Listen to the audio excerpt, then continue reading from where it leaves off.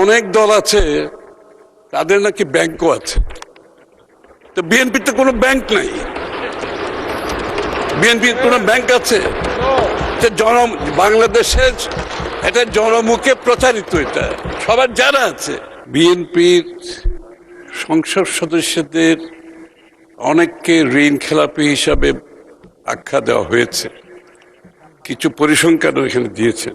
আমি আপনাদের অবগতির জন্য জানাচ্ছি, ঋণ খেলাপি, ঋণ পুনঃতফসিলীকরণ এটা ব্যবসা বাণিজ্য, ব্যাংকিং কালচারের মধ্যে সাধারণ প্রক্রিয়া।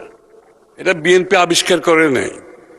যেদিন থেকে ব্যাংকিং ব্যবস্থা চালু হয়েছে বিশ্বে, সেই দিন থেকেই ঋণ তফসিলীকরণের ব্যবস্থা আছে এবং ভবিষ্যতে থাকবে। এটা কেন হয়, ঋণ তফসিলীকরণ কেন হয়, যারা ব্যবসা করেন তারা নিশ্চয়ই বুঝতে পারবেন।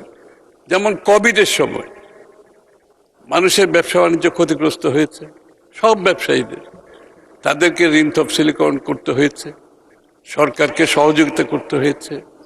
আমাদের এই যুদ্ধের সময়, আমাদের এই আন্দোলনের সময় অনেকের ক্ষতিগ্রস্ত হয়েছে, ঋণ তফসিলীকরণ হয়েছে।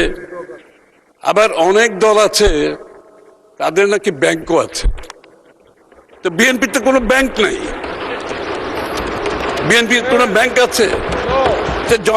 বাংলাদেশের এটা জনমুখে প্রচারিত, এটা সবার জানা আছে। তাদের নাকি ব্যাংক আছে। তো তাদের যদি ব্যাংক থাকে তাহলে তাদের দলের সদস্যদের ঋণ খেলাপি হওয়ার তো সুযোগ নাই।